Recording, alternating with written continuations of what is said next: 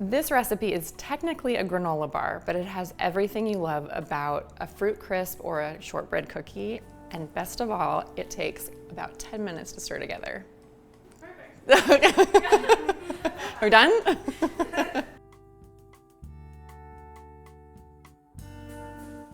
So I really loved making this recipe when I went on book tour for Genius Desserts because I knew that all I needed really was a bowl to stir it together, and I could make it in front of a crowd without messing up too much. Usually on a show like this, we would be showing you, measuring things in measuring cups. It's pretty standard, but I love measuring anything for baking on a scale whenever I can because it's more precise, you do fewer dishes, and it's just really fast to throw together.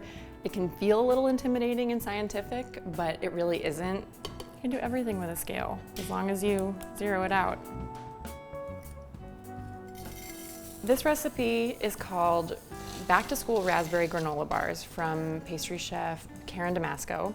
And she has been this incredible pastry chef in New York City restaurants for decades. The reason that it's called Back to School Raspberry Granola Bars is because it's so quick to stir together that you can do it even in the chaos of getting your whole family into the back to school mode, but also it's just a really happy treat to have after you get back from a day at school or at work. These ingredients are the ones that feel very granola-y. It's the rolled oats and toasted chopped pecans. But this is why they're actually a lot more delicious than your average granola bar because DeMasco's added some things that you would normally see in more cookie-like things. So it's kind of a granola bar, but also kind of a cookie.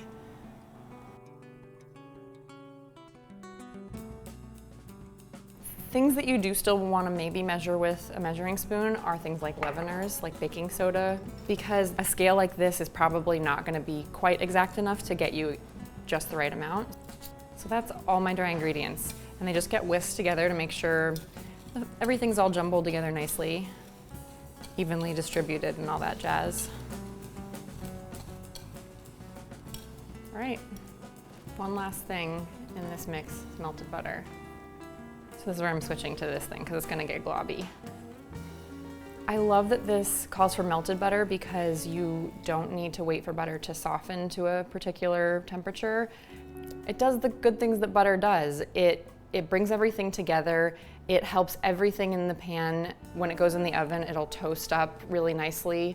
But the other really great thing about this is that in this one bowl, with just this one set of ingredients, you get two different things. You get the bottom crust, and you also get the crumbly, like fruit crispy topping. And the butter does great work in both of those places.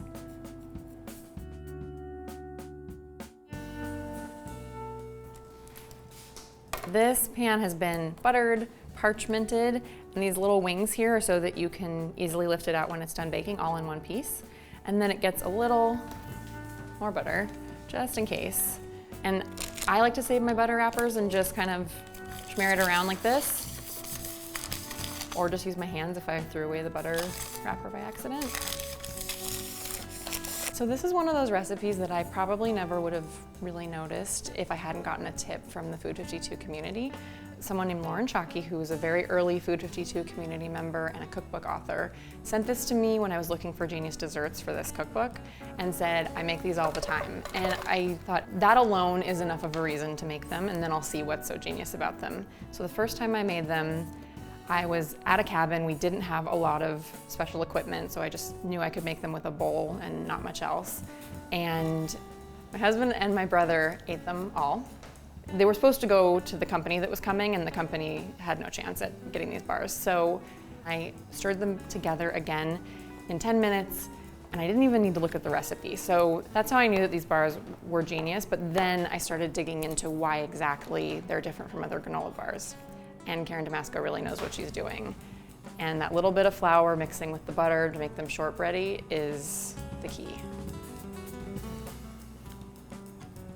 I'm leaving about a 1/4 inch edge here that doesn't have jam on it because as it goes into the oven, the jam is gonna ooze a little bit, and if it gets to the edges, it might stick. So this will give it a little bit of extra runway. This is the really fun part. See how just stirring it together with the butter, it made its own crumbles? Now all you have to do is just strew them over the top. Don't get to use strew a lot in everyday speech. Granola bars are done. Now they just need to bake.